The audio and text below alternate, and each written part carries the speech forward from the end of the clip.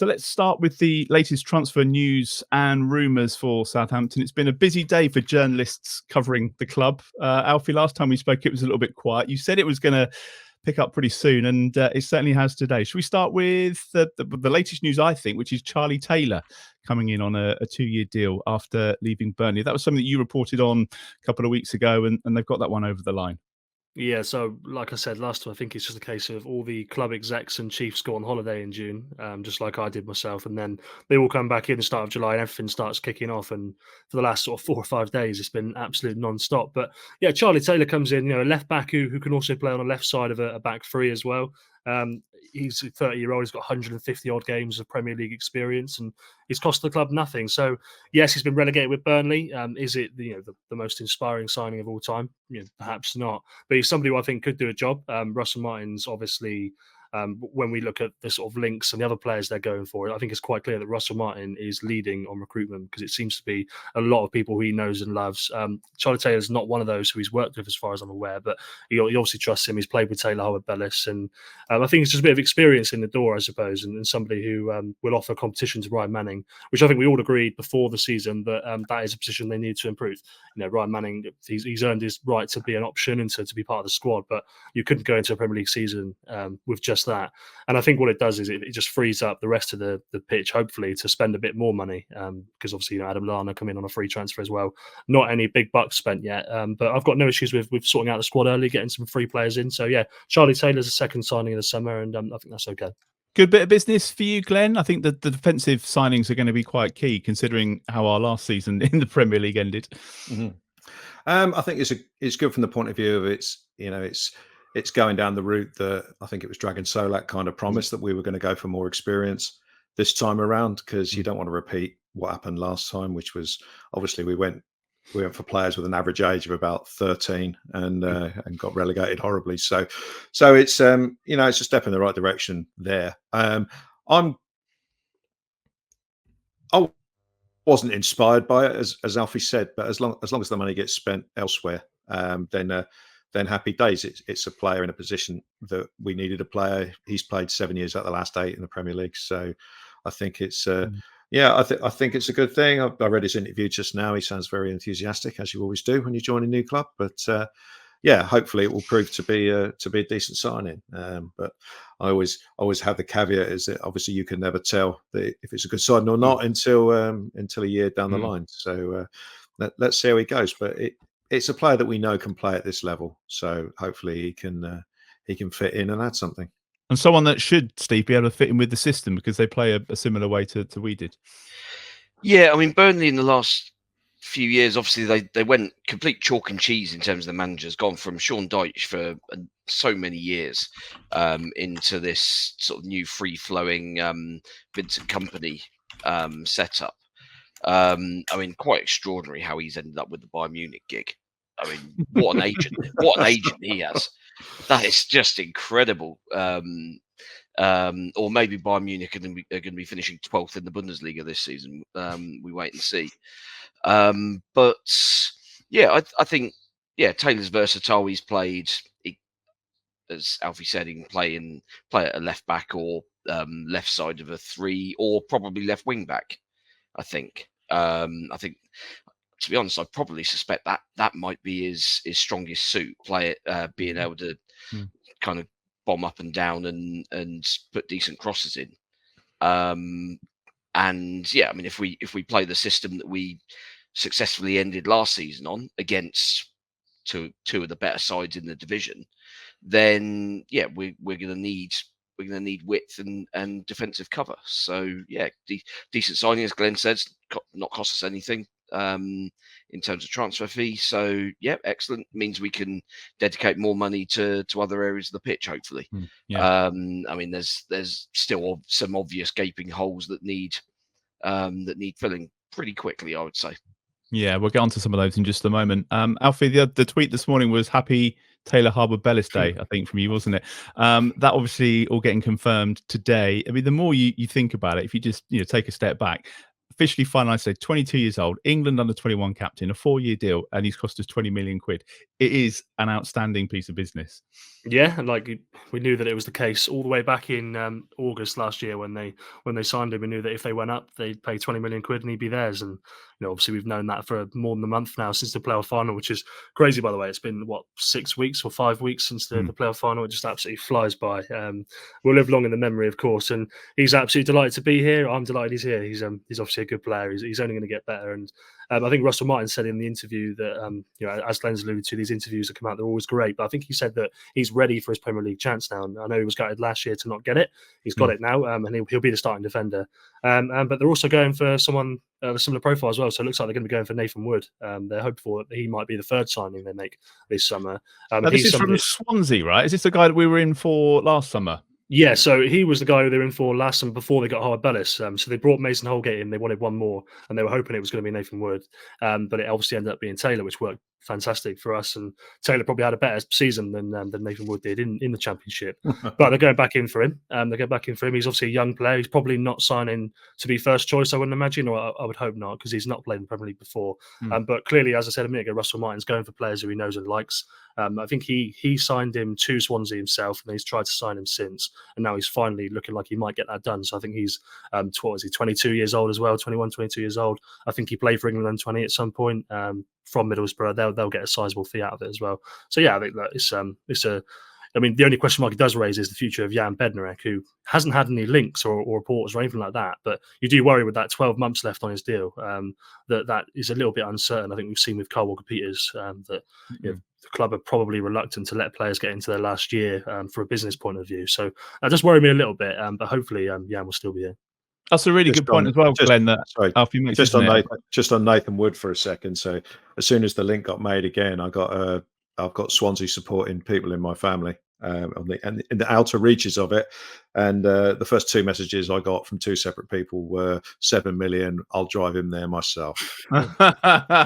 So whether that's anything to go on, I don't really know. But sorry, you were saying. Yeah, I was just going to say, it's as Alfie said, it does seem that it is Russell Martin that's leading the recruitment, because that was one of our big worries, wasn't it? Who was going to be in charge of that? And as we said, he's getting in the players that he knows, players that he trusts, and some of the other rumours as well, people that he's been working with before. And it's a bit like back to the good old days, isn't it? Where the manager sort of did everything back in those days that Harry Redknapp used to love, where no one questioned what he was doing. I think have we topped up our stationery supplies? Yeah, I mean, the players that are coming in, they all seem to be, including last season, they all seem to be sort of British based, if you like. That seems to be a theme that we're following. You've got to trust the manager to think that Nathan Wood, in this case, is capable of making the step up into the role that's intended for him this season. As Alfie says, that's probably a backup centre half type of thing. I'm fine with that. I do think it's not totally alien to have the manager having input. I mean, you look at some of the ridiculous clubs, like Chelsea, who just seem to sign players all over the place, and there's no thought about who the manager is or whether the manager's even going to be there for 5 minutes. So I think it's interesting as well with Russell Martin being offered a new contract. It's telling the new incoming players this is going to be your manager for this season. So there's no doubt about that, because I always think it must be pretty grim when you sign. I mean, take James Ward-Prowse situation at West Ham now.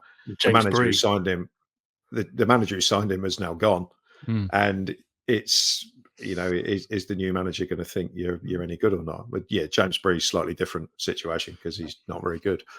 But so I'm quite happy with Russell Martin to be leading the recruitment, even though he's never sort of operated at Premier League level before. But I'm sure we seem to be looking at Celtic player Matt O'Reilly, to come in as well, and maybe that'll be a one of the big money buys that we're talking about. So no, I'm happy enough for that to continue if that's the way we're going to go. Since Glen's mentioned him, Alfie, the Matt O'Reilly thing from Celtic, obviously there's the link from when I think Russell Martin was his manager at MK Dons. Is there anything in that? I mean, he's clearly someone that we would want in the squad, but I know you were saying today that you think the personal terms might be a bit of an issue there. Yeah, I think the message at the moment is there's a chance it could happen. There's obviously a hope that from the club and from Russell Martin that they want it to happen. I think what I'm being told is that agreeing a transfer fee with Celtic's not really going to be a problem. I know we've seen sort of 20 million deals floated and valuations of 30 million. I think they could probably find some kind of middle ground in there. That's not going to be an issue. But you've got to remember that Matt O'Reilly, Atletico Madrid bid for him in January and Celtic turned it down. And Kieran Trippier, when he left Atletico Madrid to go to Newcastle, took a wage decrease to go to Newcastle. So I'm pretty sure that Atletico Madrid wages and fees are going to be pretty good. It's a massive club. So maybe the player has in his mind there that's what I could have had in January. I want a similar deal now. And he scored 18 goals for Celtic. I know it's in the Scottish Premiership, and obviously there's a certain tax to that, but he was the club's top goal scorer. They won all the cups and the leagues, as they always do. So he's somebody who can play a couple of different positions in midfield. So yeah, Russell Martin wants him.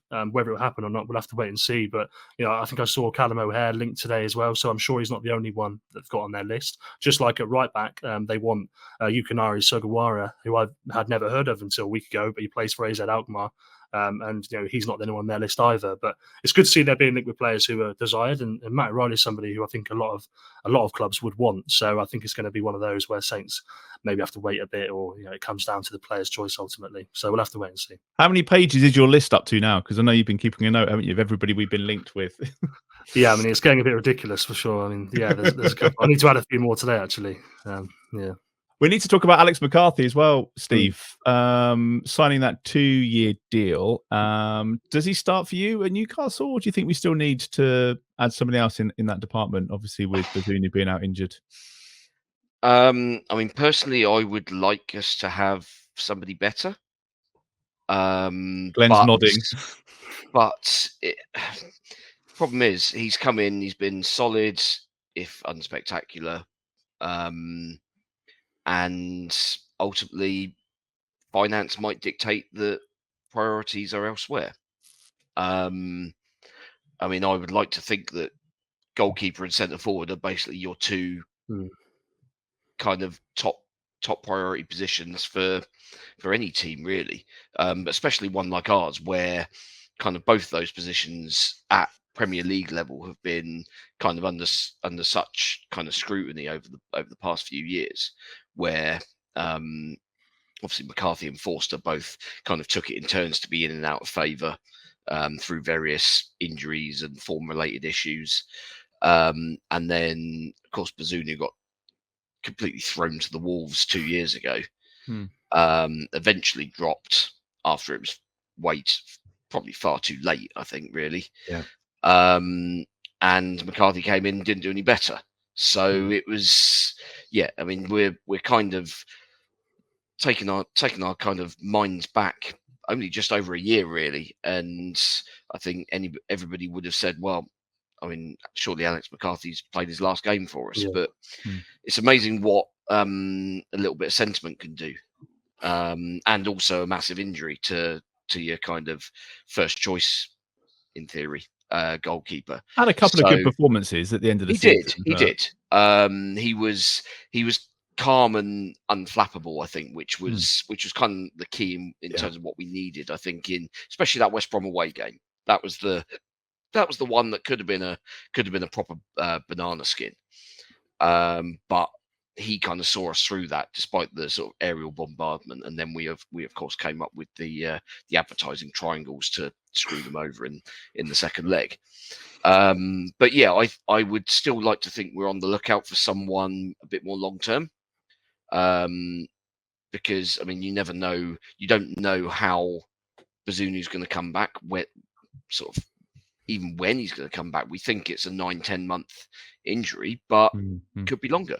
Could easily be the entire season, and especially if we then have another first choice goalkeeper in, Bazunu's not going to play again. Certainly not this season. So I think we should probably still be looking for it, but I think with McCarthy getting that new deal, it's probably slipped a little bit down the priority list. Centre forward and centre midfield now are the two, I think. I think it's one of those where it's quite easy to sort of convince yourself that, all right, okay, you can maybe go without. You've given them this contract a new deal, and then it could go one of two ways. It could be quite dramatically wrong come January, and he's letting in, like say, near post stuff like that. So yeah, it's one that worries me a little bit. But I wouldn't bank on the club getting another one, if I'm being honest. Were you surprised it was a 2-year deal as well, Glenn? I thought maybe like a 1-year extension. Not really, because I think from Alex's point of view, at 34, he would have wanted 2 years, because goalkeepers usually go on to the sort of 37, 38, don't they? So I don't think he would have accepted a year. I am interested in what happens with because in theory we could bring in another goalkeeper who would be first choice, and then McCarthy would be number 2 and Lumley would be number 3. And the thought of Joe Lumley keeping goal in the Premier League is not ideal. So, and McCarthy at 34, 35 probably by the end of the season, if he picks up an injury, then it's a little bit of a worry. So I do think they will bring in another goalkeeper. I hope it's I never quite see the point in bringing in players to pad out the squad. I think you've got to bring in a player who can play at first team level. So I think Steve touched on this a few weeks ago, or the end of the season, that you can get a goalkeeper on loan usually. You've seen goalkeepers like Dean Henderson be out on loan before, and so that sort of thing can be done. So it wouldn't surprise me if we went down that route, if we can find a suitable deal from a financial point of view, because obviously you don't want to be, spending $100,000 a week or something on a goalkeeper for a year. So that probably rules out the likes of someone like Aaron Ramsdale. I mean, I'd imagine someone like Martin Dubravka is probably. I was going to say Dubravka, yeah, but is he an improvement on anyone else? Yeah, I think so. Yeah, I think Newcastle fans might disagree with you, but well, I mean, Newcastle and their goalkeepers are always a little bit weird. They're very up and down, aren't they? Like even Nick Pope was brilliant for a while, and then suddenly turned into a complete liability in the space of about a month. So, yeah, I don't know. I mean, they've been linked with a couple of big signing goalkeepers, haven't they? So yeah, I mean, Ramsdale's not going to happen. He did his apprenticeship at Bournemouth and Sheffield United in terms of relegation battles. I think he rightly considers himself above that now. Yeah. But it does kind of take the pressure off then. I guess that's kind of what we're agreeing, that if we get somebody in, great. But if we don't, we've got somebody and we'll see what happens. Another couple of things just to run past you, Alfie, for the latest, because I'm trying to keep on top of it all. Carl Walker-Peters to West Ham. Been down the other way. That seems a long time ago now, but that was only last week we were talking about that. Sounds a bit complicated. Do you think there's anything in that one? Yeah, again, same sort of thing. It may happen, it might not. I think the Saints' point of view, I think they'd be quite happy for it to happen, just simply because, and I've said on the podcast a couple of times, I think we all agreed it's not a groundbreaking revelation that Walker-Peters probably going to leave because he's got 12 months left on his contract, clearly not going to sign a new one, and he has his own ambitions, and he's worth money to the club right now, and they've got a business mind on. If he's worth 15-20 million, you run that down, you do a Chatham situation, maybe he contributes, but he's worthless by the end of the season. So I think if they can shave off 15-20 million off of the price of Flynn Downs, I think they probably consider that to be a worthy deal. But as everything with PSR nowadays, it wouldn't be a straight swap because that would have no benefit to the accountants. So you have to pay 20 million each to both or whatever it would be to get the green on the FFP and whatnot. I mean, I don't know why clubs don't just, if like in this sort of swap incident, it would benefit both teams to say, well, Carl Walker-Peters is worth £75 million. We'll pay you. West Ham are going to pay us 75 million quid for Carl Walker-Peters, and we'll pay 75 million quid for Flynn Downs as a sort of in exchange. I hope that everyone's PSR is suddenly sorted. Yeah, don't give anyone ideas. It's already bad enough as it is at the moment. But you're right, absolute carnage.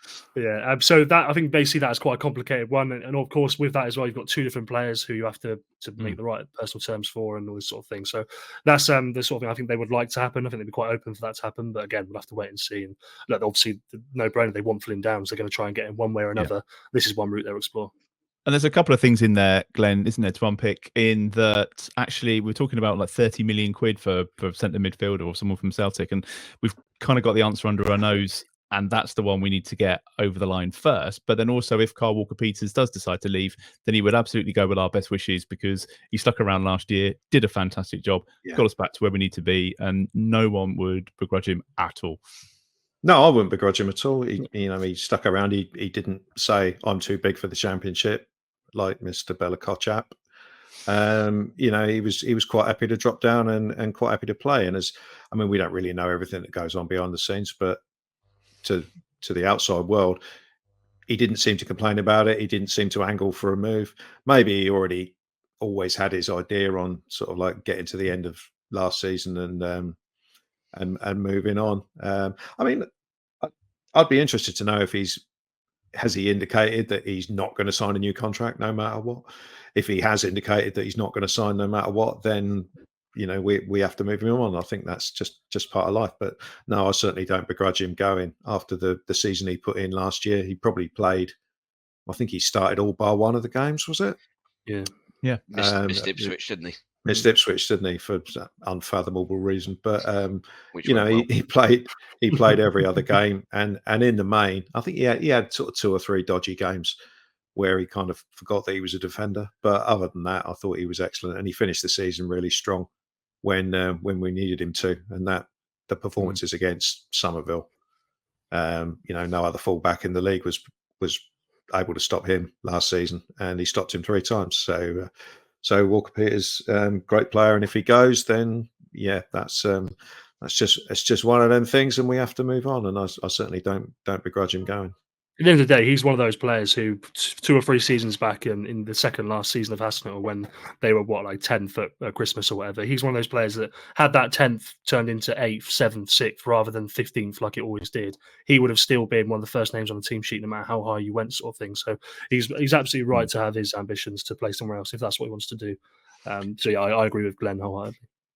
Any news on Che Adams? No. I guess he's not been flooded with offers after the Euros. I've asked the question, and he's out of contract today, right? So he's no longer our player. So. Exactly. I've asked the question. I've not got the answer. I saw that Callum O'Hare, obviously the same situation. His contract was out on June 30th, and I think Coventry announced it this afternoon that he was leaving.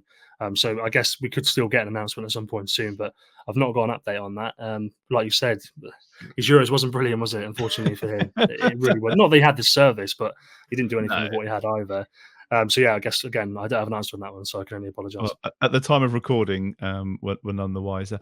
A couple of off-the-pitch bits as well. Steve, you would have been checking out the pre-season training camp, I'm sure, because normally you'll be a shoo-in for heading off and spending a weekend away and watching a few games, but it's going to be behind closed doors, the one in Spain, which is a bit annoying.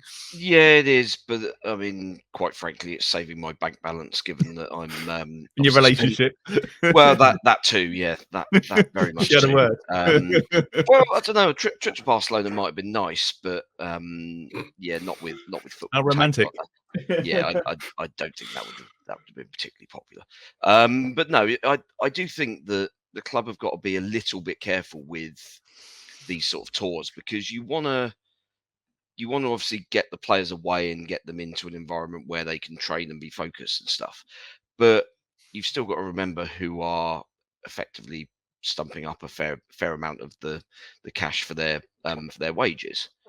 I'm not a huge fan of this behind closed door stuff. It was obviously fine during COVID because you had no choice.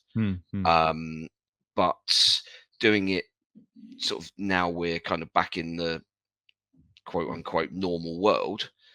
I'm not keen on it. And it would be nice if they could kind of try and accommodate people, because people will travel at stupidly short notice for these sort of trips, because it's something a bit different. You go and play different teams, you go and play in different grounds, and you can have a little bit of a holiday alongside it. So yeah, I'd like to see these tours allow fans in, rather than having them sort of 10 a.m. on a training ground somewhere. Although I do fully appreciate that Barcelona in July is probably going to be about 40 degrees. So morning or late evening is probably the answer there. I expect they'll charge us a few quid to watch it online, though. There'll be a stream somewhere. You will get to go to Eastleigh, though, Steve. Lucky Maybe me. trip to the Swan Centre on the Friday night. That'd be an interesting one. Good Lord. The other news as well, Alfie, was, I know you were excited about this, was the new under-21s coach, someone I hadn't necessarily heard of, but someone that's been working with England and the under-19s, and someone from Nottingham Forest. Yeah, I should just say before I go on to that, on the pre-season, there are going to be quite a few games in England, I think, more than we usually have. So there will be an opportunity to go to a few games, couple home, couple away sort of thing, as well as Eastleigh. So, yeah, it's a bit of a shame, the behind closed door stuff. And I think I'm still in the limbo bit at the moment where I'm waiting for the club to tell me what I'm allowed to do when I'm out there as well. So I'm hoping they don't try, pull a full blanket and say no coverage, because it's not going to make it for a very interesting sort of tour blog for me if that is the case. But so the Saints Academy, they've obviously Adam Asghar, the under-21s head coach, left the club at the end of last season because of an opportunity up north that was too good for him to turn down for family reasons, really. But they've replaced him with somebody who's got a lot of experience coaching. So Simon Rusk, who's, like you said, he was the England under-19s manager for about 18, 20 months a couple of years ago. He's been working as Nottingham Forest as set-piece coach in the last 6 months. So I don't know how good their set-pieces have been. Maybe Steve or Glen could tell me. But he was part of Gareth Southgate's team in Qatar, doing opposition analysis. He's managed Stockport County, where apparently they're a bit of a hoofball team, which would be very different to what they'll be doing in the academy, I'm sure. But he's also managed Brighton under 23s for 7 or 8 years before that as well. So he's somebody who's a really experienced coach. And I think in terms of, I've been a massive fan of Dave Horseman and Adam Asghar, but this to me just seems like, in terms of experience and what they've done in the game, it seems like a big step. And obviously the danger with that is that if he does a good job in 10 months' time, somebody else will want him. But that's the nature of the beast with the academy. So I think it's a really exciting appointment at a time when they've got good players who've been in that 16 to 17 bracket that we've spoken about a lot, now coming into that 18, 19 where they need to really step up. So they've got somebody who's in charge of that. It's always worth bearing that in mind, isn't it? When staff leave, we always seem to pull sometimes a bit of an upgrade out of the bag. So I think that's why we're a bit more relaxed about it when some of these people move on.